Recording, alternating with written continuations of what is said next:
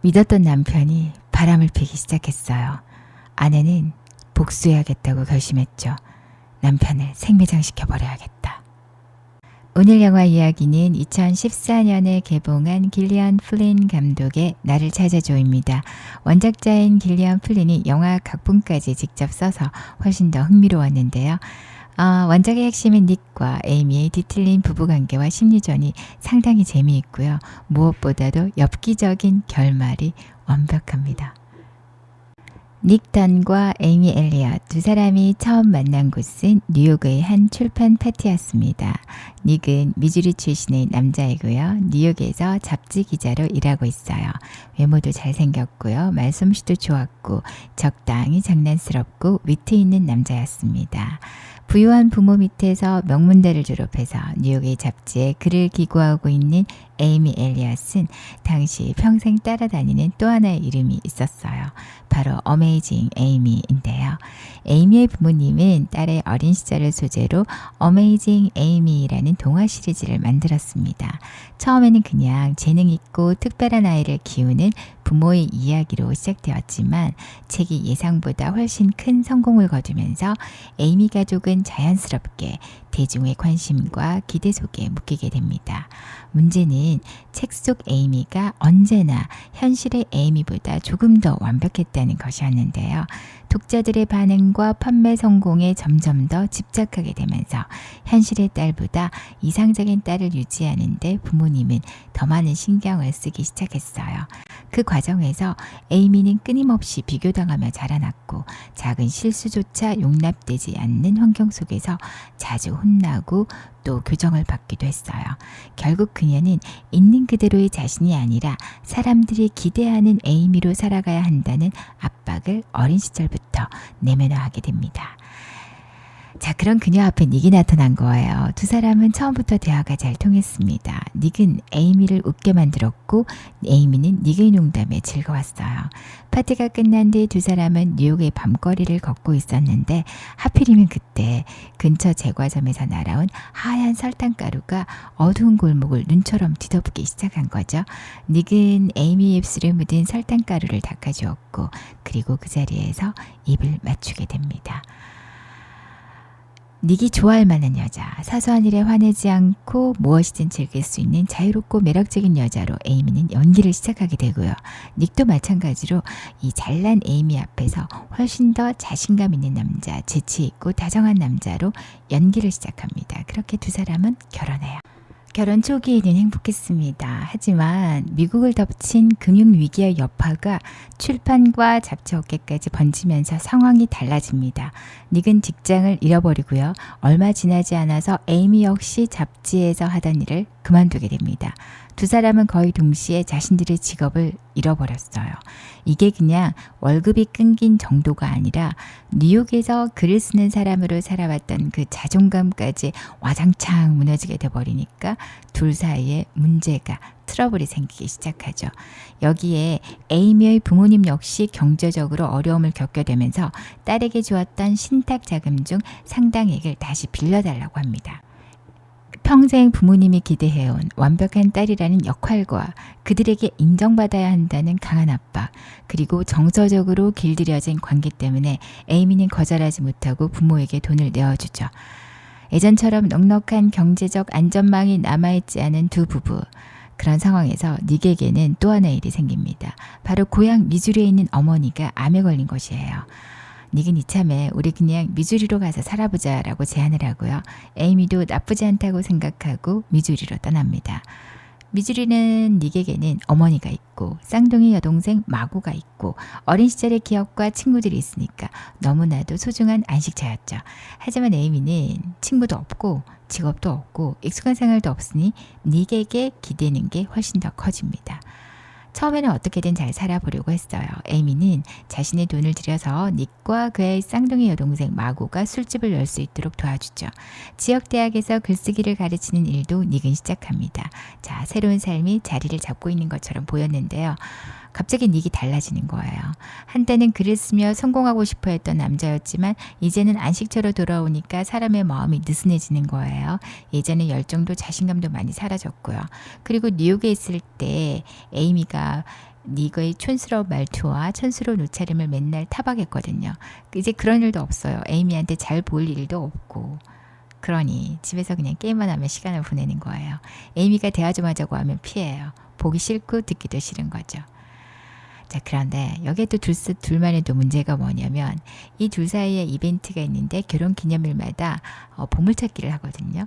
보물찾기가 뭐냐면 에이미가 문제를 내면 닉이 그 문제의 답을 맞춰서 그 장소마다 이동을 하면 보물이 있는 건데 뭐 어떤 자기들만의 기념품이 있는 건데 그 문제가 닉이 했던 실수들, 닉이 잘못했던 행동들 그런 것들만 잔뜩 적혀 있는 거예요. 그러니까 예를 들어서 너가 밥을 먹다가 막 흘려버린 적이 있잖아. 몇 월 며칠 몇 시에 거기가 어디게 하면 그걸 찾아가는 거죠. 닉은 너무 기분 나빴을 것 같죠. 자존감도 막 무너지고요. 근데 그게 뉴욕이라면 집값도 에이미가 내고 뭐 그런 뉴욕이라면 아무래도 에이미 눈치를 봐야 되니까 좀 기어 다녔을 테지만 집으로 돌아왔는데 나의 고향으로 돌아왔는데 뭐 그럴 필요가 없지 않았을까요? 달라진 닉을 보면서 에이미는 점점 처참한 심장이 되어갑니다. 실망한 표정을 막 지으면 닉은 그 실망한 표정 때문에 또 더 기분이 나빠져요. 자, 그러던 어느 날 에이미가 닉을 마중하러 바 앞으로 갑니다. 자기 돈으로 차려준 그 바 있죠? 바 앞에서 닉이 어떤 젊은 여자와 키스를 하는 장면을 목격하는 거예요. 맞아요. 닉이 바람이 났어요. 그것도 젊은 제자와 함께. 그 젊은 제자는 앤디라는 아가씨인데요. 닉이 너무 대단해 보이잖아요. 교수님 정말 멋져요. 교수님의 글은 정말 완벽해요. 이렇게 말하니까 닉은 이 앤디한테 빠지지 않을 수가 없었겠죠. 집으로 돌아온 에이미는 복수를 결심합니다. 바람난 두 남자 여자 머리끄댕이 잡고 뜯어 말리는 거 그 정도가 아니라요. 그냥 이 남편을 세상에서 생매장시켜 버려야 되겠다라고 다짐하죠. 두 사람의 5번째 결혼 기념일 아침이 밝았습니다. 닉은 평소와 다름없이 아침에 집을 나와서 여동생 마고가 운영하는 술집으로 갔어요. 그리고 마고에게 자신의 신세 타령을 하고 있었는데요. 그때 이웃에게 전화가 온 거예요. 너네 집 현관문이 열려있고 고양이가 밖에 나와 있어. 무슨 일 있는 거 아니야? 어서 집에 가봐. 이상한 느낌이 든 닉은 집으로 돌아옵니다. 그리고 천천히 거실에 들어선 순간 발걸음이 멈춰버려요. 거실에 있던 유리 테이블이 산산조각 나 있고요. 가구도 흐트러져 있어요. 에이미를 부르죠. 그런데 에이미가 없어요. 닉은 서둘러서 경찰에 신고합니다. 베테랑 형사 론다보니가 집에 도착해서 수사를 하면서 닉에게 물어요. 아내한테 제일 친한 친구는 누구인가요? 아내는 평소 하루를 어떻게 보내나요? 아내가 갈 만한 곳은 없나요? 근데 닉은 제대로 대답을 할 수가 없어요. 그동안 아내에게 무심했던 결과랄까? 자, 이러니까 경찰은 닉을 수상한 눈초리로 쳐다봅니다. 자, 실종된 여자가 어메이징 에이미의 실제 모델이라는 사실이 알려지니까 기자들이 막 몰려들어요. 언론에 대서특필이 됩니다. 닉은 에이미의 부모님과 함께 기자회견장에 서게 되고요. 수십 대의 카메라가 그를 향해서 플래시를 터뜨리자 긴장한 닉은 순간적으로 어색한 미소를 짓는데요. 하필이면 실종된 아내의 사진 바로 앞에서 그만 미소를 지어버린 거예요. 사진이 순식간에 퍼져나갔고요. 사람들은 막 열분을 토합니다. 야, 아내가 사라졌는데 어떻게 웃을 수 있어? 저놈 저거 지 아내 죽여버린 거 아니야? 라고 의심을 하기 시작하죠. 엎친 데 덮친 격으로 경찰이 집을 조사하던 중 부엌 바닥에서 누군가 깨끗하게 닦아낸 혈흔을 찾아냅니다. 에이미의 피였어요. 임신을 암시하는 기록도 발견되고요. 그런데 닉은 아내가 임신했다는 사실조차 몰랐다고 주장합니다. 사람들은 더욱더 의심이 깊어집니다. 여기에 닉 명예의 카드로 구입된 고가의 물건들이 동생 마고의 창고에서 쏟아져 나오고요. 마침내 숨기고 있던 앤디와의 불륜까지 세상에 알려집니다. 퍼즐 조각이 이렇게 딱딱 들어맞는데 어떻게 닉을 의심하지 않을 수 있겠어요. 닉 더는 아내를 죽였다. 사람들은 이렇게 결론을 내립니다. 남편을 가만두지 않겠다, 생매장시켜버리겠다고 다짐했던 에이미는 그럼 도대체 어디로 간 걸까요? 그녀는 지금 고속도로를 달리는 중입니다. 머리도 짧게 자르고 안경도 쓰고 이제까지 자신을 울가매었던 모든 일상에서 탈출한 기분이 들어요. 자, 닉의 불륜을 알게 된 에이미는 곧바로 사라진 게 아니었어요.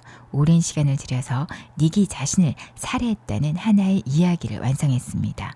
중요한 것은 단순히 증거를 만드는 일뿐만이 아니라 사람들이 그 이야기를 믿게 만들어야 한다는 것도 에이미는 너무나 잘 알고 있었죠. 특히 이 여자는 닉이라는 남자를 거의 속속들이 꿰뚫어보고 있었잖아요. 아내의 일상에 무관심하다는 것도, 결혼기념일 보물찾기의 단서도 제대로 풀지 못할 것이라는 것도, 이런 것들을 전부 이용하기로 합니다. 먼저 사라진 아내라는 빈자리를 만들었어요. 집안의 물건들은 일부러 어색하게 흩어놓고 싸움이 있었던 것처럼 보이도록 흔적은 조작시켰죠. 그리고 그 틈 사이로 닉이 의심받을 수밖에 없는 작은 단서들을 하나씩 심어두었습니다. 일기장은 그 중에서 가장 중요한 무기였어요. 처음부터 끝까지 계획된 문장들로 채워진 그 기록은 시간이 지날수록 닉을 점점 더 위험한 남자로 보이게 만들었거든요. 사랑했던 아내가 남편의 폭력에 두려움에 떨다 사라진 것처럼 모든 감정은 정교하게 설계되어 있었습니다. 하지만 에이미의 진짜 무기는 증거 자체가 아니었고요. 경찰이 움직이고 언론이 달려들고 사람들의 이야기를 소비하는 그 흐름 자체를 너무나 잘 알고 있었어요. 닉의 작은 실수 하나, 어색한 표정 하나, 잘못된 타이밍의 말 한마디까지도 모두 증거가 되도록 설계해 놓은 것이었죠. 에이미의 가장 강력한 장치는 또 다른 강력한 장치는 임신이었습니다. 그녀는 이웃에 사는 노엘 호송과 일부러 가깝게 지내요. 노엘은 임신 중이었거든요. 그녀에게 다가가서 자신의 결혼 생활이 행복하지 않다는 거, 남편 때문에 무섭다는 이야기도 합니다. 나중에 노엘은 이걸 그대로 경찰에게 증언하죠. 자, 에이미는 노엘의 소변을 이용해서 임신 검사 기록을 만들어냅니다. 실종된 에이미가 임신 중이었다면 이야기는 완전히 달라지니까요. 그리고 불륜을 저지른 남편의 임신한 아내가 피를 남기고 사라지도록 바닥에 피를 막 칠한 다음에, 그것도 자신의 피를 인위적으로 뽑아서 피를 막 칠한 다음에 피를 또 막 닦아요. 흔적도 없이 닦으면서 아주 작은 흔적은 남겨놓는 거죠. 에이미의 계획이 얼마나 끔찍했냐면요. 마지막에는 자신도 죽어야 했어요. 닉이 체포되고 세상 사람들이 그를 살인범이라고 믿고 그렇게 모든 증거가 충분히 쌓이면 에이미는 자신의 시신까지 이 이야기에 등장시킬 생각이었습니다. 내가 실제로 죽어버린다면 남편이 아무리 진실을 외쳐도 빠져나갈 수 없잖아. 자신의 인생까지 마지막 재료로 사용하는 이 복수극, 너무 끔찍하잖아요. 그런데 원래 계획은 계획대로 되지 않죠. 에이미는 외딴 모텔에 숨어 지냅니다. 신용카드를 사용하면 추적될 수 있기 때문에 현금으로 생활해요. 그곳에서 에이미는 그레타라는 여자와 친해지는데요. 그레타가 딱 봐도 에이미는 돈 있는 여자거든요. 그래서 어느 날 밤 에이미의 방에 침입을 합니다. 그리고는 현금을 몽땅 털어서 도망가 버려요. 빈털터리가 된 에이미, 저항해봤지만 아무 소용도 없었고요. 텅 빈 방에 혼자 남아서 이제 이걸 앞으로 어떻게 하나 고민을 합니다. 신용카드도 사용할 수 없고 경찰에 신고도 못하고, 그러다가 에이미의 머리를 문득 스치고 지나가는 남자, 바로 전 남자친구 대시입니다. 이 대시 콜링스는 굉장히 부자예요. 그런데 오랫동안 에이미한테 미칠 듯한 집착을 가지고 있어요. 어쩌다 보면 그냥 스토커처럼 보일 정도니까요. 하지만 에이미에게는 다른 선택지가 없잖아요. 연락하자마자 대시가 바로 달려옵니다. 난 닉에게 학대당했어. 그래서 지금 도망쳐 나온 거야. 사실 대시 입장에서는 에이미가 학대를 당했든 닉을 죽였든 뭐 상관없잖아요. 에이미가 자신의 곁으로 돌아왔다는 거, 그게 제일 중요하니까요. 자, 대시는 에이미를 데리고 자신의 호숫가 별장으로 데려갑니다. 완벽한 피난처인데요. 어쨌든 돈 걱정도 할 필요가 없죠. 대시가 다 대줄 테니까. 그런데 이 집에 감시 카메라가 엄청 많은 거예요. 에이미는 살짝 뭔가 이상하다고 느끼지만 지금은 다른 방안이 없으니까 두고 보기로 합니다. 자, 궁지에 몰린 닉은 드디어 가만히 있지 않아요. 보물찾기의 단서를 따라가다 보니까 뭔가 이상한 사실을 발견하게 되죠. 어쩌면 에이미가 살아있을 수도 있겠구나. 그래서 경찰한테 말하지만 씨도 먹히지 않습니다. 그래서 살인사건 전문 변호사 테너볼트를 찾아가요. 테너볼트가 사건의 이야기를 쭉 들어보더니 자, 다 좋은데 말이야. 지금 이건 법정 싸움이 아니야. 텔레비전, 신문, 인터넷 전부 다 사람들이 너를 재판하고 있어. 에이미가 대중을 자신의 편으로 만들어버렸거든. 너도 사람들의 마음을 돌려놓아야 돼. 그래서 닉은 전국적으로 유명한 TV 인터뷰에 나가기로 합니다. 말투부터 표정까지 철저하게 연습하죠. 언제 웃어야 하는지, 어떻게 사과해야 하는지, 카메라는 어떻게 바라봐야 하는지까지도 배웁니다. 방송이 시작되고요. 닉은 자신의 잘못을 인정합니다. 앤디와 불륜을 저질렀다는 것도 인정하고요. 나는 좋은 남편이 아니었다고 말합니다. 그리고 카메라를 바라보며 마치 아내에게 말하듯이 나 당신을 정말 사랑했어. 당신이 정말 돌아왔으면 좋겠어. 라고 이야기하죠. 대시의 별장에서 TV를 바라보던 에이미는 닉을 보고 깜짝 놀랍니다. 닉이 자신에게 메시지를 보내고 있다고 생각했어요. 그리고 무엇보다도 화면 속의 닉은 에이미가 사랑했던 예전의 그 모습 그대로였습니다. 재치 있고 자신감 있고 사람의 마음을 움직일 줄 아는 남자. 자신이 만든 이 거대한 게임을 이해하고 이번에는 같은 방식으로 자신에게 맞서고 있는 남자. 너무 매력적인 거죠. 에이미는 화면에서 눈을 떼지 못합니다. 이 정도라면 굳이 죽일 필요는 없잖아. 그냥 이제 같이 살아도 되겠다. 이런 생각이 들었어요. 다시 닉에게 돌아가야겠다. 하지만 문제가 있죠. 세상은 이미 에이미가 납치되거나 살해당했다고 믿고 있으니까 그런 스토리를 또 만들어내야 되잖아요. 에이미는 바로 옆에 있는 대시를 바라봅니다. 대시의 별장에는 보안 카메라가 있었다고 했죠. 처음에는 이게 에이미를 감시하던 카메라였지만 이번에는 에이미가 이걸 이용하기 시작합니다. 카메라 앞에서 일부러 불안한 모습을 보여요. 도망치고 싶어하는 사람처럼 행동하기도 하고요. 몸에 상처가 난 것처럼 흔적도 만듭니다. 대시에게 자신이 강제로 붙잡혀 있는 여성처럼 보이도록 장면들을 하나씩 쌓아나가죠. 에이미는 어느 날 밤 대시를 유혹해서 침대로 끌어들입니다. 대시는 자신이 사랑했던 에이미를 이제 완전히 소유했다고 생각합니다. 그리고 방심한 그 순간 에이미는 숨겨두었던 칼로 그의 목을 그어버립니다. 대시의 피를 온몸에 묻힌 후 에이미는 집으로 돌아갑니다. 닉의 집 앞에는 여전히 기자들이 진을 치고 있었어요. 그때 멀리에서 피투성이가 된 한 여자가 나타납니다.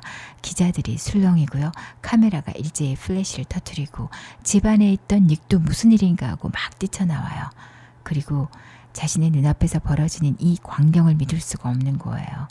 피투성이가 된 에이미가 천천히 걸어와서 그의 품에 안기는데 얼마나 소름 끼쳤을까요. 그렇다고 이 여자 밀어내면 큰일 나겠죠. 닉은 온 힘을 다해서 에이미를 끌어안습니다.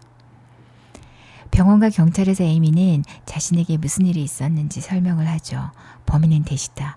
오랫동안 나에게 집착했던 전 남자친구다. 나를 납치해서 별장에 가두었고 성폭행했다. 나는 살아남기 위해서 대시를 죽이고 도망쳤다. 처음에는 경찰도 의심을 합니다. 뭔가 말이 앞뒤가 안 맞는 것 같기도 하고요. 하지만 미국 전체가 온 국민이 에이미를 응원하고 있잖아요. 이 상황에서 에이미의 말이 수상하다고 했다가 증거도 없이 오히려 된통 얻어맞겠죠. 그렇게 수사는 끝이 납니다. 닉에게 씌워졌던 살인 혐의도 사라지고요. 집으로 돌아온 닉은 에이미에게 묻습니다. 대시를 죽였느냐고. 에이미는 숨기지 않죠. 더 이상 피해자 연기를 할 이유가 없으니까요. 그리고 너무나 자연스럽게 우리 다시 부부로 살아가자고 말합니다. 닉은 너무 경악스러워요. 자신을 죽이려 했던 것이나 다름없는 여자와 어떻게 다시 한 침대에서 잠들 수 있겠어요. 그리고 다른 남들을 죽이고 이렇게 피칠갑을 하고 돌아오다니. 에이미에게서 벗어나야겠다고 생각을 하죠. 그리고 동생에게 자초지종을 틀어놓습니다. 동생도 빨리 에이미와 헤어지라고 해요. 자, 절대로 이대로 돌아설 여자가 아니죠. 에이미는 과거 닉과 아이를 가지려고 했던 적이 있었거든요. 그래서 난임 클리닉도 이용했고요. 그 과정에서 닉의 정자를 이미 보관해 두었단 말이에요. 닉이 떠나려고 하자 그 정자를 이용합니다. 얼마 뒤에 에이미가 닉에게 말해요. 나 임신했어. 닉의 진짜 아이였던 거죠. 닉의 아버지가 원래 되게 폭력적이고 그랬거든요. 그래서 닉은 자신은 절대 그런 아버지가 되고 싶지 않다라고 생각했던 차에 에이미에게 아이가 생겼다고 하니까 도무지 에이미를 떠날 수가 없는 거예요. 어떻게 이런 여자에게 아이를 남겨놓고 떠나겠어요. 그리고 닉은 정말 좋은 아빠가 되고 싶었단 말이죠. 얼마 뒤 닉과 에이미는 다시 카메라 앞에 나란히 앉습니다. 이번에는 실종 사건 때문이 아니라 두 사람이 아이를 갖게 되었다라는 소식을 세상에 알리기 위해서였죠. 사람들은 열광하고요. 죽음의 위기를 이겨내고 다시 만났으며 이제 아이까지 갖게 된 부부의 결말, 사람들은 환호성을 지릅니다. 아주 평화로운 어느 날 아침, 닉은 에이미의 금발머리를 쓰다듬으며 생각합니다. 도대체 이 머릿속에는 무엇이 들어있을까? 영화 나를 찾아줘 였습니다.